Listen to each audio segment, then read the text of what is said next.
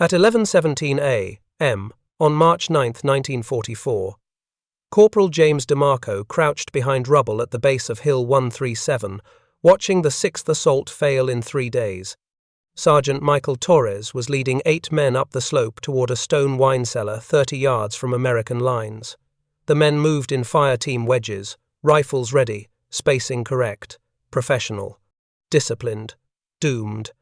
The German MG-42 opened fire at 37 yards. Torres took 3 rounds in the chest, fell backward, dead before he hit the ground. Private First Class Danny Morrison was hit twice. Abdomen and left leg. He went down screaming. Corporal Vincent Hayes tried to return fire. The machine gun found him in 2 seconds. 4 rounds through the torso. 3 more men fell in the next 6 seconds. The mathematics were simple and brutal. 1,200 rounds per minute. 70-degree arc of fire. No cover. No chance. The 3 survivors crawled back through the rubble. Morrison's screaming faded after 90 seconds, then stopped completely. DeMarco watched through his rifle scope from 300 yards east, counted the dead. 47 Americans in 3 days, all killed by 1 German machine gun in 1 stone cellar.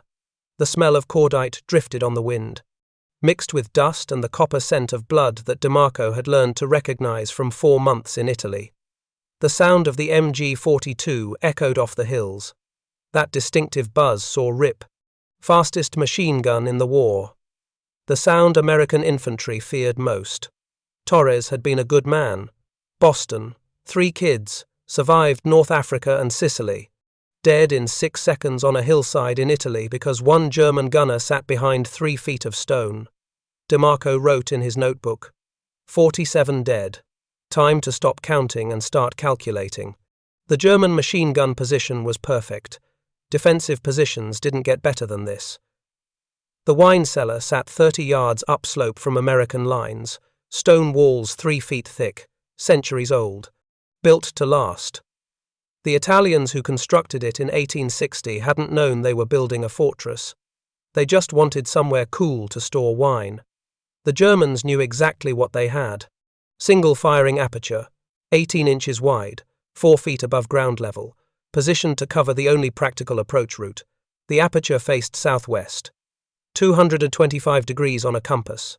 The machine gun inside had a 70-degree arc of fire, 195 degrees to 265 degrees. Every inch of that arc was death. The math was simple. To reach the German position, American infantry had to cross 30 yards of open ground, sloping upward at 12 degrees. No cover, no concealment. Rocky soil that made crawling slow and loud. The German gunner could see everything, could hear everything. And he never exposed himself. American forces had tried everything. Suppressive fire, 60 machine gun crews, had poured rounds into that 18-inch aperture. Thousands of rounds. The German gunner just stayed behind his stone walls, waited. When Americans advanced during the suppression, he opened fire. Killed them. Went back to waiting. Grenades. American infantry couldn't throw grenades 30 yards uphill with any accuracy. The few that reached the cellar bounced off stone walls and exploded harmlessly. The German position didn't have a door facing the Americans. Just that aperture. Grenades couldn't get through. Artillery. On March 8th, 12 105mm howitzer rounds hit the area around the German position. Direct hits. The explosions destroyed 2 adjacent buildings, killed a dozen German soldiers in nearby positions. The wine cellar survived intact. 3 feet of stone absorbed artillery that would have demolished modern buildings. When the dust settled, the German gunner was still there. Still firing. Flamethrowers. The weapon Americans feared most became the weapon that failed most completely. Flamethrower operators had to get within 20 yards for effective range. The German gunner killed 2 flamethrower teams before they reached 30 yards. Neither man got close enough to fire. Smoke screens. Americans tried covering their advance with smoke grenades. White phosphorus that created dense clouds for 90 seconds. The German gunner simply fired through the smoke.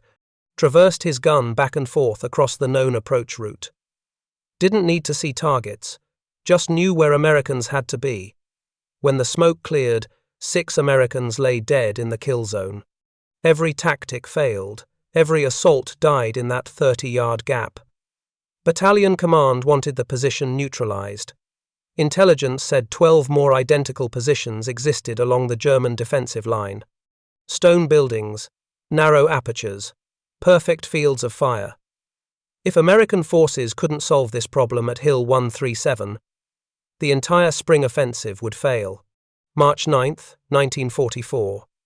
The Italian campaign had stalled. Monte Cassino was supposed to fall in January. It was March, and the Germans still held. Every day cost lives. Every failed assault demoralized troops. Every dead soldier was another telegram to a family back home. The strategic situation was simple. Break through at Cassino, or the war in Italy continues for another year. Maybe 2 years. Maybe longer. The tactical situation was simpler. Take that wine cellar or men keep dying. Corporal James DeMarco was 26 years old, 5 feet 10 inches tall, 160 pounds. Brown hair, brown eyes. Nothing about his appearance suggested he was different from any other American soldier in Italy. But he was different in one critical way. Before the war, DeMarco had been a surveyor's assistant at Bancroft & Sons Engineering in Philadelphia, Pennsylvania. His job involved calculating angles, measuring distances, solving geometric problems for construction sites, property, boundaries, building foundations, elevation changes. Every problem had a solution. Every solution required mathematics. DeMarco saw the world in angles and distances. When other men looked at terrain, they saw hills and valleys. When DeMarco looked at terrain, he saw degrees of slope and horizontal distances. When other men looked at a building, they saw walls and windows. When DeMarco looked at a building, he saw sightlines and fields of fire. He'd been drafted in September 1942, inducted at Fort Dix, New Jersey, basic training at Camp Wheeler, Georgia. He qualified expert marksman with the M1903 Springfield rifle, scored in the top 5%. But what caught his instructor's attention wasn't his shooting. It was his calculations. At the range, most soldiers aimed by instinct. Pointed rifle at target. Adjusted for wind and distance by feel. DeMarco didn't aim by instinct. He calculated. Wind speed 3 miles per hour from left. Target distance 400 yards. Bullet drop 8 inches. Wind drift 2 inches. Aim 2 inches right and 8 inches high. Squeeze trigger. Hit target. Every time. Perfect scores. His instructors sent him to sniper school at Camp Perry, Ohio. 3 months of advanced training. DeMarco graduated second in his class of 32. Not first because he was slower than the top graduate. DeMarco took 15 seconds to calculate each shot. The top graduate took 6 seconds. But DeMarco's accuracy was perfect. 100% hit rate on all qualification courses. He arrived in Italy in November 1943, assigned to 5th Army. Fought through the winter campaign. 4 months of combat, Salerno, the Volturno River, the Gustav Line, 317 confirmed kills, battalion record. But kills didn't define DeMarco, problems did.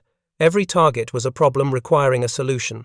Calculate the angle, measure the distance, account for wind and elevation, solve the equation. Fire the shot, confirm the result. His spotter, Private Eddie Kowalski, called him the Professor.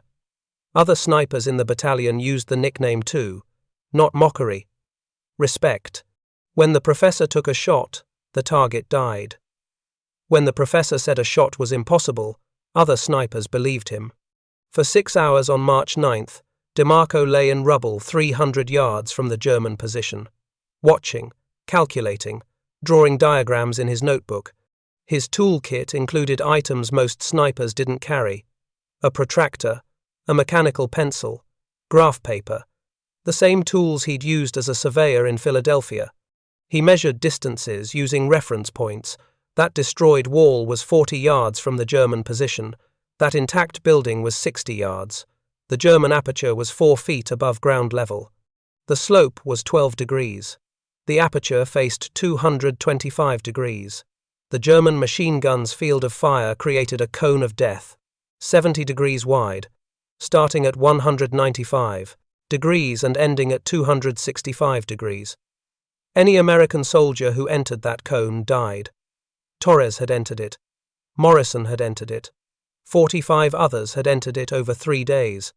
Direct assault was suicide by mathematics. But DeMarco noticed something. The aperture faced southwest, 225 degrees, which meant the German gunner couldn't see northeast, couldn't see anything from 45 degrees to 135 degrees. The stone walls blocked his view completely. If someone could shoot from the northeast quadrant, they could hit the German position from an angle the gunner couldn't defend against. Problem. The only position northeast of the German nest with any elevation was behind a collapsed wall 40 yards away. DeMarco could reach that position safely, could set up behind the wall without entering the Germans' field of fire. But he couldn't see the German aperture from behind that wall. The wall was 12 feet high. Completely blocked, line of sight. To see the aperture, he'd have to expose himself above the wall. The moment he did, the German gunner would kill him. No line of sight meant no shot. Standard sniper doctrine said relocate to a different position, find somewhere with both safety and visibility. But every position with visibility was inside the Germans' field of fire. The geometry didn't allow for a safe shooting position with direct line of sight. DeMarco stared at his diagram. 40 yards. 12-foot wall. 18-inch aperture. No direct line of sight. Then he asked himself a question that would change everything. What if he didn't need direct line of sight? What if he could shoot around the corner? The first man DeMarco watched die was Private Robert Henderson, 19 years old, farm kid from Nebraska, joined up after Pearl Harbor, wanted to see the world, wanted to prove he was brave enough to fight. March 7th, 1944. Second assault attempt. Henderson volunteered, newest man in the squad, figured volunteering would prove he belonged. Lieutenant Robert Chen led 12 men. The plan was simple. Smoke grenades for concealment. Rapid advance during the smoke. Overwhelm the position with numbers and speed. DeMarco watched from 300 yards. Chen threw 2 smoke grenades. White phosphorus created thick clouds. The 12 men moved forward, disappeared into the smoke.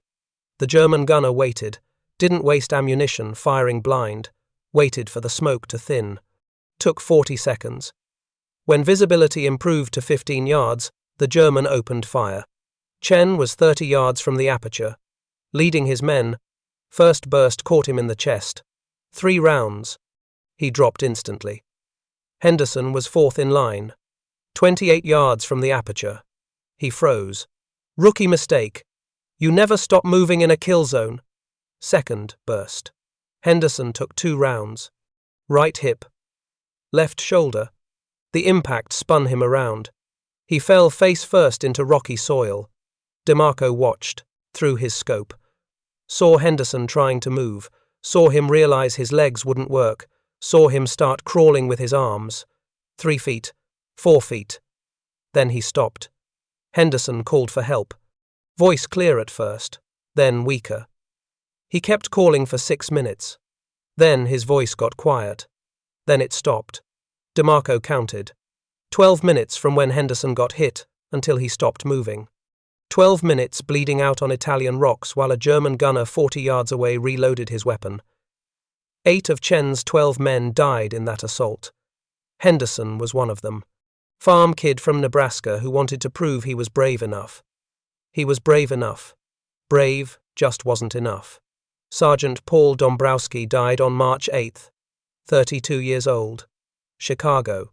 Career soldier. Enlisted 1938. Veteran of North Africa, Sicily, and 4 months of mainland Italy fighting.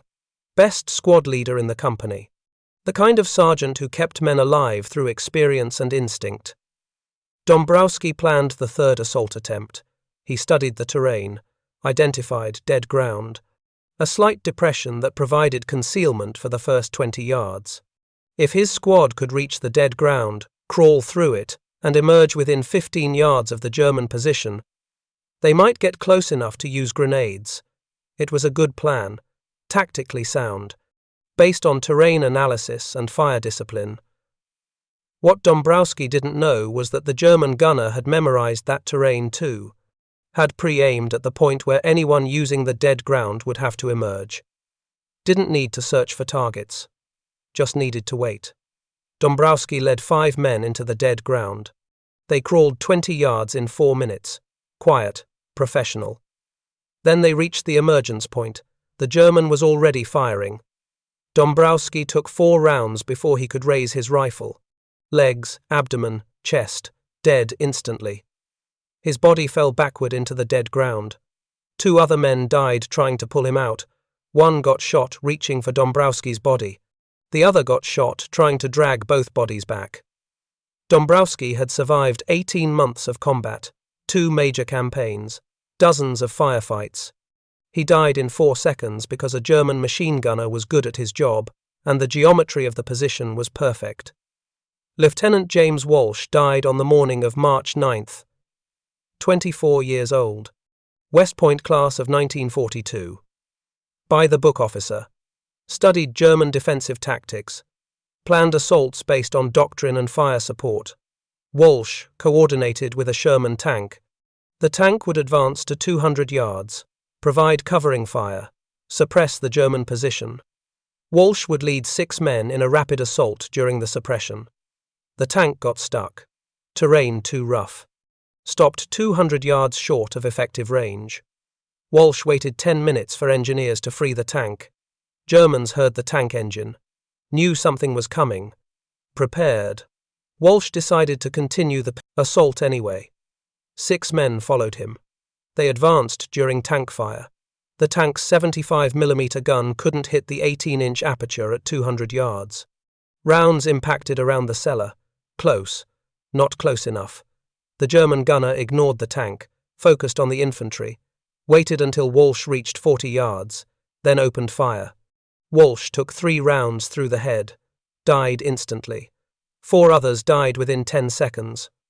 1 survivor crawled back. Private Eddie Kowalski, DeMarco's spotter. Eddie reached DeMarco's position 20 minutes later. Took him that long to crawl 300 yards. He was crying, not from fear, from frustration. They're laughing, Eddie said. I heard them, the Germans. They're laughing at us. We keep dying and they're fucking laughing. DeMarco didn't respond. Just helped Eddie drink water.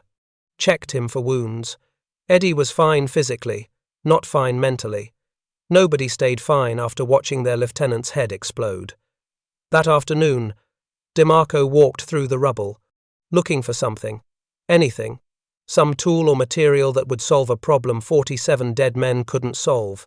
He found mirror fragments, 6 pieces, bathroom mirrors, vanity mirrors, fragments from destroyed Italian homes. The village of Cassino had been home to 3,000 people before the war. Now it was rubble. But the rubble contained pieces of lives lived, photographs, children's toys, cooking pots, and mirrors. DeMarco collected 6 fragments, carried them back to his observation post, cleaned them with canteen water, examined them. Eddie watched. What are you doing? Solving a problem, DeMarco said.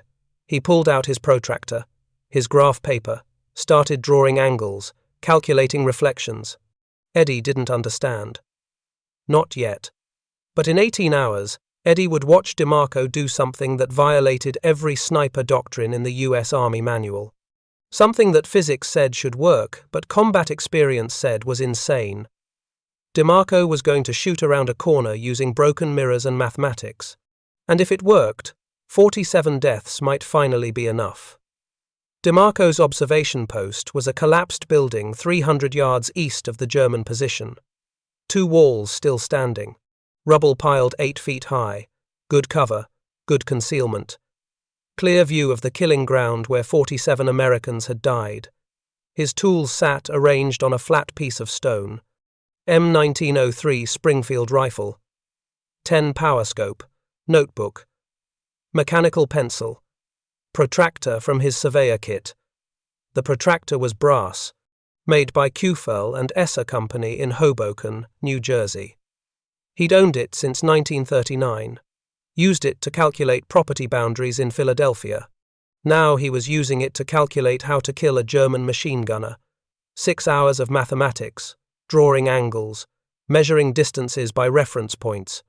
The protractor helped him visualize what most men couldn't see, the geometry of death. The German aperture faced 225 degrees, southwest. The machine gun behind it could traverse 70 degrees, 195 to 265 degrees. That arc covered every approach from the south and west, perfect defensive geometry. But geometry worked both ways. If the aperture faced 225 degrees, that meant the gunner couldn't see 45 degrees. Northeast, stone walls 3 feet thick blocked his view completely. The blind spot was 90 degrees wide, 45 to 135 degrees. A quarter of the compass completely invisible to the German. Distance from the blind spot to the German aperture, 40 yards, 120 feet. Problem. The only position in the blind spot with any elevation was behind a collapsed wall. The wall was 12 feet high, solid stone, blocked direct line of sight to the German position. DeMarco calculated the angles, drew them in his notebook. From ground level behind the wall, line of sight to the German aperture was blocked by 11 feet of stone. To see over the wall required exposing yourself. Exposure meant death. Standard solution. Find a different position. Somewhere with both safety and visibility. DeMarco had searched. Every position with direct line of sight to the German aperture was within the Germans' field of fire. The geometry didn't allow for a safe shooting position. Unless you changed the geometry. DeMarco remembered something from his surveyor training. Optical instruments. Transits. Levels. Devices that used mirrors and prisms to see around obstacles, to measure angles you couldn't see directly. The principle was simple. Light reflects off mirrors at predictable angles. Law of reflection. Angle of incidence equals angle of reflection. If light hits a mirror at 45 degrees, it bounces off at 45 degrees in the opposite direction. If you could see something in a mirror, you could aim at it. DeMarco drew the diagram. Position A. Behind the wall, safe, no line of sight. Position B, the German aperture, 40 yards away, invisible from position A. But what if you put a mirror at the wall's edge? The mirror shows position B. You stay at position A. You look at the mirror. The mirror shows the target. You aim at the mirror's reflection. Calculate the angle offset. Fire. Physics said it would work. Combat experience said it was insane. DeMarco calculated the specific angles. Mirror 1 positioned at the wall's edge, 12 inches past the corner, angled 45 degrees toward the German position. That mirror would reflect the German aperture. Mirror 2 positioned 18 inches behind Mirror 1, angled 45 degrees toward Mirror 1. Looking through a rifle scope at Mirror 2 would show Mirror 1's reflection. Mirror 1 would show the German aperture. Double reflection. See around a corner without exposing yourself. The mathematics worked. Distance 40 yards, offset angle 32 degrees. In the mirror, the target would appear 8 inches right of where it actually was. So you aimed 8 inches left of the target in the mirror. The bullet would go where the target actually was. Simple geometry. Complex execution. Eddie Kowalski watched DeMarco draw diagrams. You want to shoot using mirrors. It's geometry, DeMarco said. Either it works or it doesn't. And if it doesn't, you're dead. If we keep doing direct assaults, we're all dead eventually. 47 men proved that. Eddie couldn't argue. He'd watched Lieutenant Walsh die that morning, watched the 6th assault fail, watched the pattern repeat. Good men dying, German gunner surviving. Mathematics favoring defense. How do you practice this? Eddie asked. You don't, DeMarco said. You calculate perfectly, or you die. Before DeMarco could test his theory, other men had to die, proving that standard tactics failed. Private Robert Henderson died first. Farm kid from Nebraska, 19 years old. March 7th. He was fourth in line during the smoke assault. When Lieutenant Chen got killed, Henderson froze. Stood still for 3 seconds, long enough for the German gunner to acquire him. 2 rounds, hip and shoulder. Henderson went down hard. DeMarco watched through his scope. 300 yards away. Too far to help. Could only observe. Henderson tried to crawl. His legs didn't work. Right hip shattered. He used his arms. Pulled himself 3 feet. 4 feet. Then stopped. Started calling for help. "Medic, I'm hit! Somebody help me!" His voice carried across the killing ground. Clear at first, strong, desperate, but controlled. Nobody could reach him. The German gunner covered the entire area. Anyone who tried to help would die too. Henderson kept calling. His voice got weaker, less frequent. He stopped trying to crawl. Just lay there, bleeding into Italian soil. "Please. Somebody. I don't want to die here." 12 minutes. That's how long it took. 12 minutes from when he got shot until his voice stopped. 12 minutes of a 19-year-old farm kid bleeding out while men who wanted to help him couldn't. The German gunner reloaded his weapon, checked his ammunition, waited for the next assault. DeMarco wrote in his notebook, "Henderson, 19, Nebraska, 12 minutes, dead because geometry favored the defense." Sergeant Paul Dombrowski died next, March 8th, 32 years old, career soldier. He'd studied the terrain, found dead ground, a shallow depression that provided concealment for 20 yards. Good tactical thinking. Use the terrain. Get close before exposing yourself. Dombrowski led 5 men into the dead ground. They crawled. Quiet. Professional. Reached the point where they had to emerge. 15 yards from the German position. Close enough for grenades if they could stand up. They couldn't stand up. The German gunner had pre-aimed at that exact spot. Knew anyone using the dead ground would emerge there. Didn't need to search. Didn't need to aim. Just pressed the trigger when movement appeared. Dombrowski took 4 rounds in half a second. Legs, abdomen, chest. His body fell backward. 2 men tried to retrieve him. Both died reaching for his body. DeMarco watched. Counted rounds fired. 18 rounds. 6 seconds. 3 men dead. The Germans' fire discipline was perfect. Short bursts. Precise targeting. No wasted ammunition. Dombrowski had 18 months of combat experience. Survived North Africa. Survived Sicily. Died in 6 seconds because he faced a well-positioned machine gun operated by a competent gunner. Experience didn't matter. Tactics didn't matter. The geometry was wrong. Lieutenant James Walsh died on the morning of March 9th.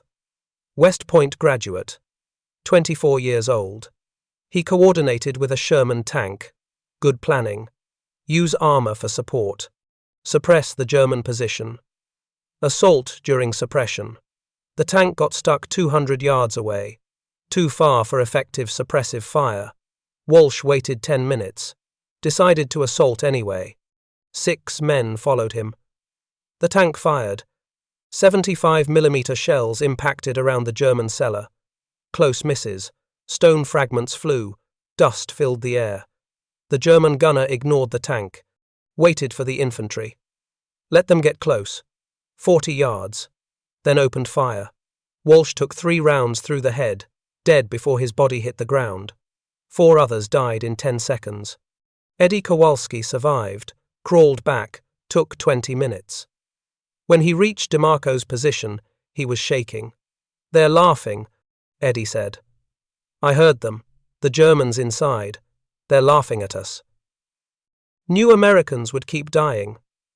The laughter was cruelty, but it was also confidence. They'd killed 47 men in 3 days. They'd kill 47 more if Americans kept using the same tactics. DeMarco looked at his notebook. 3 detailed accounts. Henderson, Dombrowski, Walsh. All dead. All killed by the same problem. Good tactics. Brave men. Wrong geometry. Courage couldn't solve this. Firepower couldn't solve this. Only mathematics could solve this. That afternoon, DeMarco searched the rubble. He needed specific materials, reflective surfaces, stable mounting platforms, something to build an optical system that didn't exist in any manual. The village of Casino had been beautiful once. 3,000 residents, stone buildings, narrow streets, churches, homes with families, children playing, normal life. Then the war came. Artillery destroyed the buildings, bombs created rubble. The civilians fled or died. What remained was debris, broken pieces of lives. DeMarco walked through the destruction, looking for mirrors. He found 6 fragments. A bathroom mirror, 8 inches by 6 inches, gilt frame, cracked but reflective. A vanity mirror, 5 inches square, beveled edges, 4 smaller pieces, various sizes, most broken, 2 usable. He carried them to his observation post, set them on the flat stone next to his rifle, used canteen water to clean them, wiped away dust and dried blood with his shirt sleeve. Eddie watched. What's that for? Building something. Building what? A way to see around corners. Eddie looked skeptical. You mean like a periscope? Exactly like a periscope. Submarines use them to see above water while staying submerged. I'm going to use mirrors to see the German position while staying behind cover. And then what? Then I shoot through the reflection. Eddie stared at him. You're going to shoot a target you can see in a mirror? The target's real. The mirror just changes the angle. That's insane. Direct assault is insane, DeMarco said. This is mathematics. Construction took 37 minutes. DeMarco found lumber. A broken door frame, 2 inches by 4 inches. Solid wood. He used his bayonet to cut it. 2 pieces, 16 inches each. He carved notches in the wood, sized to hold the mirrors at specific angles. The notches had to be precise. 45 degrees. He checked with his protractor, adjusted with the bayonet, carved until the angle was exact. Wire from a destroyed fence. He wrapped it around the mirrors and wood, twisted it tight. Secured the mirrors in the notches. Tested stability. The mirrors wobbled. The wood flexed. He packed the base with stones, small, flat rocks that created a stable platform, added support wires. Ran them from the wood frame to stakes driven into the ground. Tested again. More stable. Not perfect. Good enough. Mirror 1. Mounted on the first piece of wood, angled 45 degrees.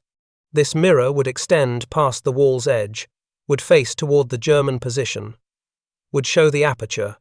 Mirror 2.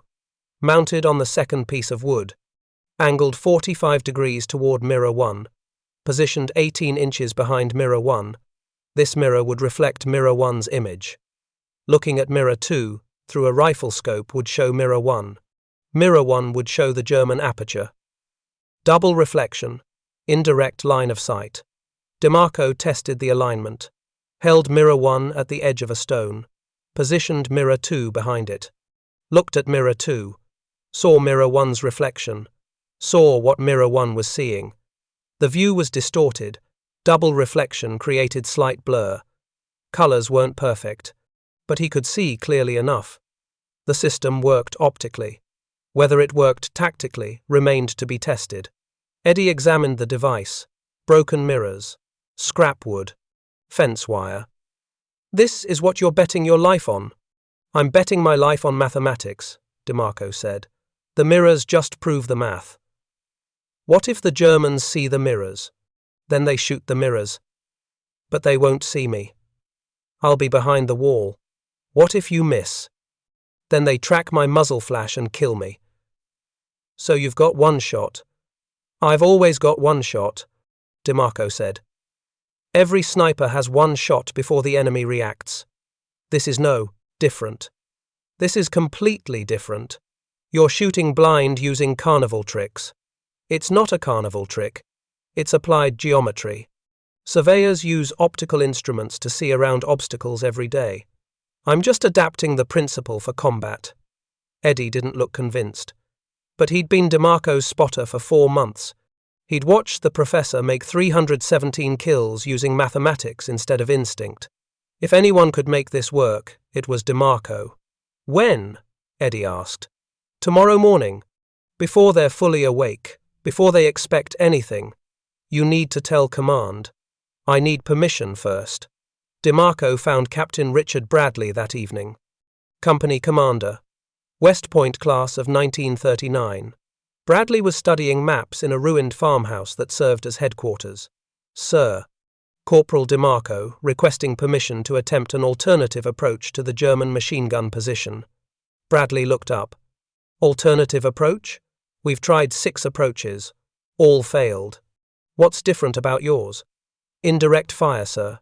Using reflective optics to achieve a firing position outside the Germans' defensive arc. Bradley frowned. Explain that in English, Corporal. Mirrors, sir. I use mirrors to see around the corner.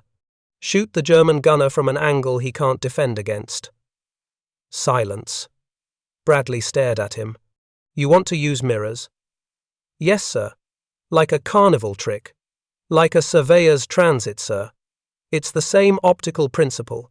Indirect line of sight using reflective surfaces. Corporal, we've lost 47 men in 3 days. I need real solutions, not experiments. Sir, direct assault isn't a solution. It's repetition. We keep trying the same approach. Men keep dying. The definition of insanity is doing the same thing and expecting different results. Bradley's jaw tightened. Watch your tone, Corporal. Yes, sir. But my point stands. We need different tactics. The German position is geometrically perfect for defense. We can't beat it with direct assault. We need indirect approach. What's your success probability? DeMarco paused. Honesty or optimism? He chose honesty. Mathematically? 80%. Practically? 50%. The mathematics are sound. The execution is untested. 50%, which is 50% better than direct assault, sir. Direct assault is 0%. We've proven that 6 times. Bradley looked at the casualty list. 47 names. Torres, Henderson, Dombrowski, Walsh, 43 others. Good men, dead men. If you miss? The German tracks my muzzle flash, shoots back, probably kills me. And if you succeed, the position is neutralized. The offensive continues. We replicate the technique on the other 11 positions. Maybe we save some lives. Bradley studied him. You're willing to die testing this? I'm willing to die trying something new, sir. I'm not willing to die repeating what doesn't work. Long silence. Bradley looked at the maps, looked at the casualty list, looked at DeMarco. You get 1 shot, miss, and we go back to direct assault. Succeed, and I recommend you for Silver Star and promotion to Sergeant. Yes, sir. When? Tomorrow morning, 0700 hours. Make it work, Corporal. Yes, sir. DeMarco left the headquarters. Eddie was waiting outside. Well? We're cleared. Tomorrow morning. You really think this'll work? DeMarco looked toward Hill 137. Toward the German position. Toward the place where 47 men had died. It has to work, he said. 47 men are enough. At 0645 hours on March 10th, 1944, DeMarco began the low crawl toward the collapsed wall, 200 yards of rubble, every movement slow, every sound potentially fatal. He carried the M1903 Springfield, 20 rounds of M2 armor-piercing ammunition, the mirror apparatus wrapped in a blanket, his surveyor's notebook, protractor, the tools of mathematics that might become the tools of survival. Eddie Kowalski crawled beside him. M19 carbine, 6 magazines, binoculars. His job was security and observation.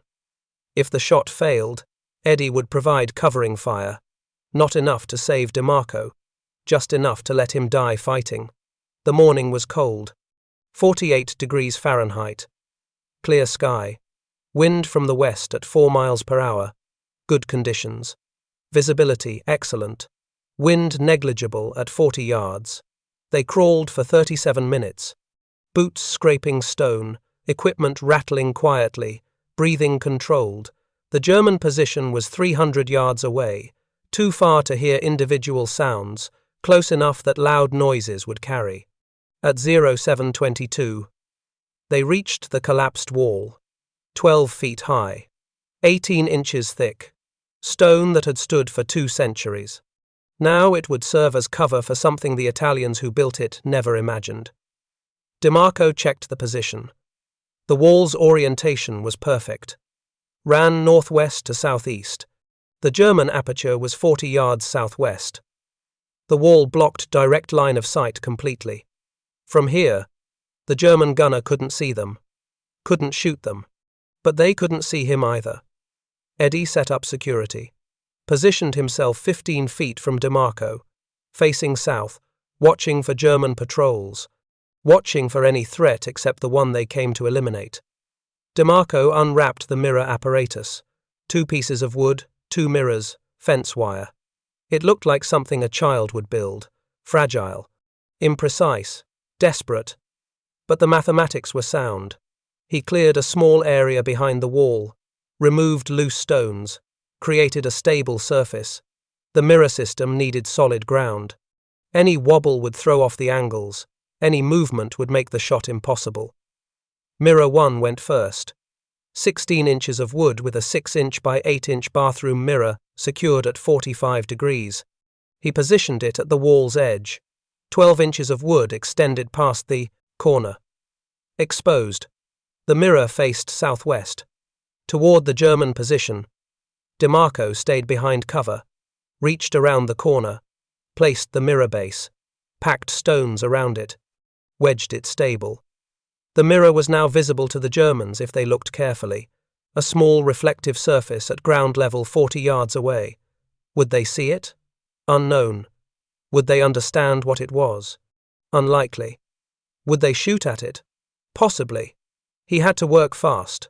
Mirror 2. 5-inch square vanity mirror mounted on wood, angled 45 degrees. He positioned it 18 inches behind mirror 1, both mirrors aligned precisely. Mirror 2 reflected mirror 1. Mirror 1 reflected the German position. DeMarco looked at mirror 2, saw the reflection of mirror 1, saw what mirror 1 was seeing. The German aperture, 18 inches wide, 4 feet above ground. Darkness beyond. Somewhere in that darkness was a machine gunner who'd killed 47 Americans. The double reflection created distortion. Slight blur, colors muted. But the image was clear enough. He could see the aperture, could see the stone wall around it, could see the darkness inside. Now came the mathematics. Distance, 40 yards, 120 feet. At that range, bullet drop was negligible, 6 inches maximum. Wind drift at 4 miles per hour, 2 inches. Total correction needed, 8 inches. But the mirror added complexity. The reflection showed the target displaced from its actual position. Angle of reflection, 45 degrees on mirror 1, 45 degrees on mirror 2. Total angular displacement, 32 degrees. At 40 yards with 32-degree angular displacement, the target in the mirror appeared 8 inches right of its actual position. To hit the actual target, aim 8 inches left of the mirror image. DeMarco drew the calculation in his notebook. Checked it twice. The mathematics were certain. Aim left. Bullet goes where target actually is. He settled behind the rifle. Prone position. Elbows braced on stone. Stock tight to shoulder. Eye to scope. The scope showed mirror 2. Mirror 2 showed mirror 1. Mirror 1 showed the German aperture. Indirect line of sight. 3 reflections between shooter and target. Every reflection added distortion. Every angle had to be perfect. Time. 07:53 hours. 23 minutes since they reached the wall. The Germans would be awake now. Morning routine. Shift change, possibly. Someone behind that aperture. Someone who didn't know a sniper was aiming at him using broken mirrors. DeMarco controlled his breathing. 3 deep breaths. Exhale halfway. Hold. Heart rate dropped. 70 beats per minute. Training and discipline. 4 months of combat. 317 confirmed kills. This would be 318, if the mathematics were correct. The crosshair centered on the dark space beyond the aperture. He shifted left. 8 inches, compensating for the angular displacement. The crosshair now pointed at stone wall in the reflection, but the bullet wouldn't hit stone. The bullet would travel the real path, not the reflected path. Trust the mathematics. Trust the geometry. Trust that angle of incidence equals angle of reflection, Eddie whispered. Movement. I see shadow inside. DeMarco didn't respond, focused on the scope, on the mirror, on the mathematics that said this impossible shot was possible. The shadow moved again. Someone behind the aperture, the machine gunner, the man who'd killed Torres, Henderson, Dombrowski, Walsh, 43 others. Trigger finger, taking up slack. First stage complete. Second stage beginning. Pressure increasing. Smooth. Steady. A flash of field grey. Uniform visible for half a second. The German gunner shifting position, moving into firing stance. Ready for another day of killing Americans who tried to cross that 30-yard gap. DeMarco's finger completed the trigger press. Clean break. Surprise break. The rifle fired. The sound cracked across the morning. Sharp report of .30-06 ammunition. 2,800 feet per second muzzle velocity. Recoil punched his shoulder. Scope stayed on target. Training. Keep watching through the shot. Confirm impact. Bullet flight time at 40 yards. 0.043 seconds. Faster than human reaction. Faster than thought. The bullet traveled the calculated path. Angled 32 degrees from the mirror reflection. Crossed 40 yards of Italian air. Passed through the 18-inch aperture. DeMarco watched through the scope, watched the mirror reflection. Saw nothing for 2 seconds. Then sound. Metallic crash. Something heavy falling. Silence. 3 seconds. 4 seconds. 5 seconds. The machine gun didn't fire. Eddie had binoculars on the German position. Something happened. I heard it fall. 6 seconds. 7 seconds. German voices. Shouting. Confusion. Panic. 8 seconds. Still no gunfire. 10 seconds. More voices. Louder now. Eddie. They're moving around in there. Something's wrong. 12 seconds. A German soldier appeared at the aperture, looked out, face visible for 1 second. Young, pale, scared. 15 seconds. The soldier pulled back inside. 20 seconds. Complete silence from the German position. DeMarco stayed on scope. Watched. Calculated probabilities. Either he'd killed the gunner or disabled the weapon. Either way, the machine gun wasn't firing. 30 seconds. Another German soldier at the aperture, waving something white. A cloth. A shirt. Eddie. Holy shit. They're surrendering. 45 seconds after the shot, white flag visible through the aperture, German voices calling out, words unclear at 40 yards. Tone clear, surrender, 1 minute. 3 German soldiers emerged from the cellar, hands raised, no weapons, walking slowly toward American lines. Eddie keyed his radio. Command, this is Kowalski. German position is waving white flag. 3 enemy soldiers emerging. Request instructions. Captain Bradley's voice. Hold fire. Secure the prisoners. DeMarco? Eddie looked at DeMarco. DeMarco nodded. Sir. DeMarco's shot was successful. Target neutralized. Germans surrendering. Silence on the radio. 3 seconds. Then Bradley's voice. Controlled but shocked. Confirmed? 1 shot? Confirmed, sir. 1 shot. 40 seconds ago. Germans came out waving white flag. Hold position. Infantry moving to secure. American troops advanced from the south. Carefully. The German soldiers stood with hands raised, shaking. One was crying. An American squad reached them, searched them, found no weapons. The Germans were talking, fast, desperate. The American soldiers didn't understand German. They called for a translator. Private Joseph Klein, Brooklyn, parents from Munich, spoke German fluently. Klein questioned the prisoners. The conversation lasted 4 minutes. Then Klein radioed Captain Bradley. "Sir, prisoners confirm American sniper killed their machine gunner, 1 shot through the head." They said the angle was impossible. They never saw the shooter. They thought it was artillery at first. Then they found their gunner dead with a bullet wound. They surrendered because they couldn't defend against an enemy who shoots through walls. Bradley's voice. "Through walls?" "That's what they said, sir. They think we have some new weapon."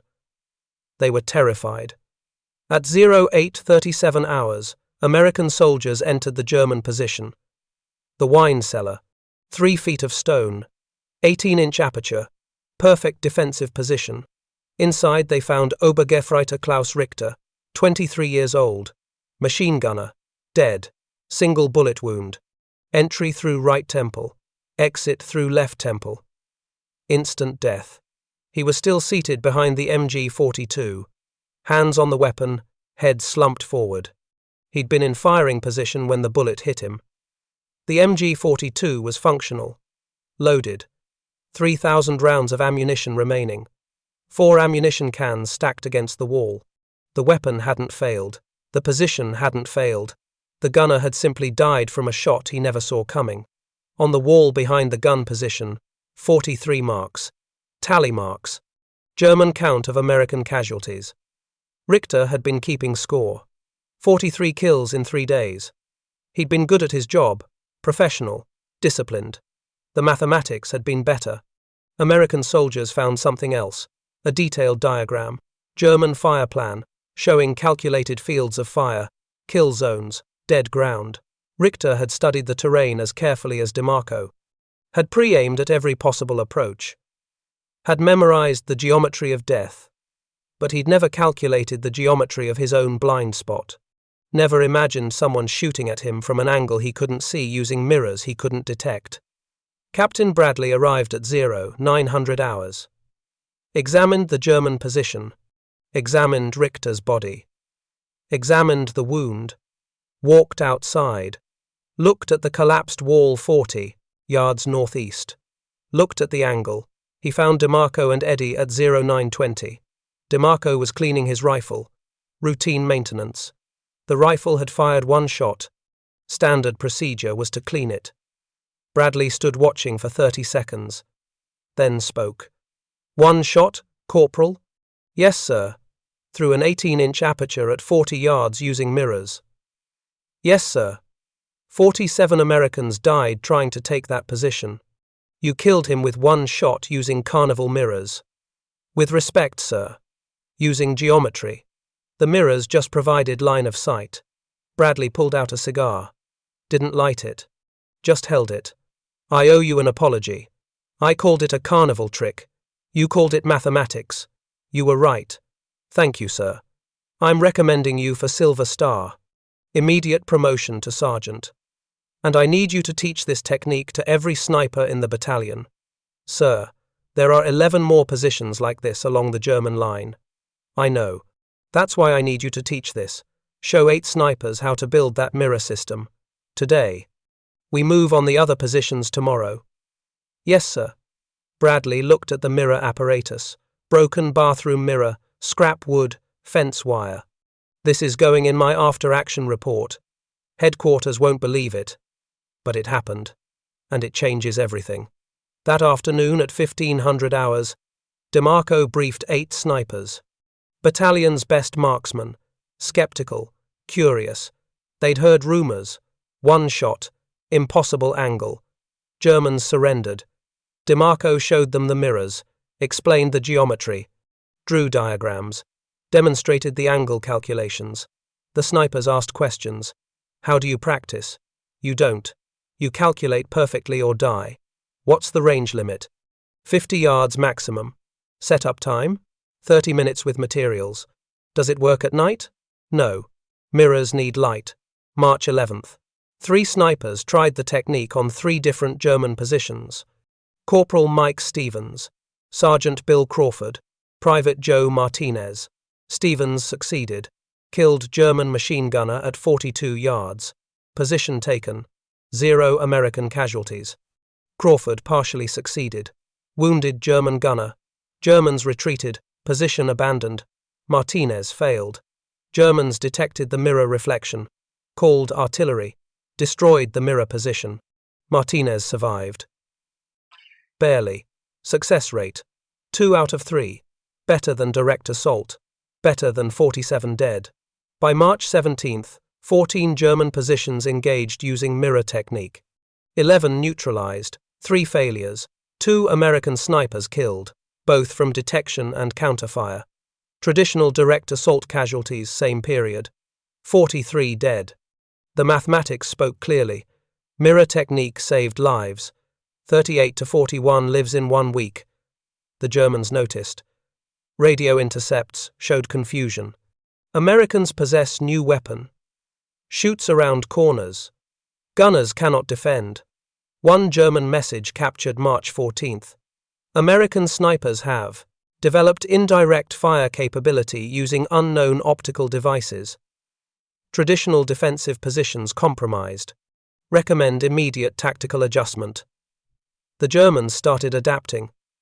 Moved guns deeper into structures, added internal walls, posted guards watching for reflections. The Americans adapted faster. 3 mirrors instead of 2. More complex angles, better camouflage, faster setup. March 15th. 5th Army issued tactical bulletin. Official designation. Indirect fire sniper protocol. Using reflective optics. Unofficial designation. DeMarco's bent barrel trick. The name stuck. 47 men died before 1 surveyor from Philadelphia proved that courage wasn't enough. Mathematics was enough. Geometry was enough. 1 shot through broken mirrors was enough. DeMarco received the Silver Star on May 3, 1944. Citation read, "For extraordinary heroism in action against enemy forces, demonstrating innovative tactical application of geometric principles, resulting in elimination of fortified enemy position and preservation of American lives." He didn't keep the medal on display, kept it in a drawer. When people asked about it, he said 47 men died before he figured it out. The medal should have 47 names. He served through the Italian campaign conclusion. May 1945. Total confirmed kills. 395. Mirror technique uses 16 times. Success rate 12 successful. Returned to Philadelphia. September 1945. Returned to Bancroft and Sons Engineering. Same job. Surveyor's assistant. But every angle now reminded him of war. Took years to see geometry without seeing death. Married Catherine O'Brien. 1947. 3 daughters. Never talked about the war. Exception. Annual reunions with Eddie Kowalski and 3 other battalion survivors. Died December 19, 1996. Age 78. His funeral drew 12. World War II veterans. Eddie gave the eulogy. Jimmy saved lives with mathematics. Never wanted credit. Just wanted to solve problems. Military historians estimate the mirror technique saved 70 to 90 American lives during the Italian campaign, 14 German positions neutralized, forced German tactical changes that consumed resources and time. Modern U.S. Army Sniper School teaches indirect fire principles, using drones and cameras now. Not mirrors, but the principle unchanged. Engage enemies from positions they cannot defend against. DeMarco's innovation recognized as early application. His 3 daughters remember a father who measured everything, calculated constantly, never wasted anything, including bullets. March 9, 1944. 1 shot, 40 yards, through 18 inches of space using broken mirrors and mathematics. 47 men died before DeMarco solved the problem. 70 to 90 lived because he did. Sometimes the best weapon isn't courage or firepower. Sometimes it's a surveyor from Philadelphia with a protractor and the knowledge that every problem, even in war, has a mathematical solution.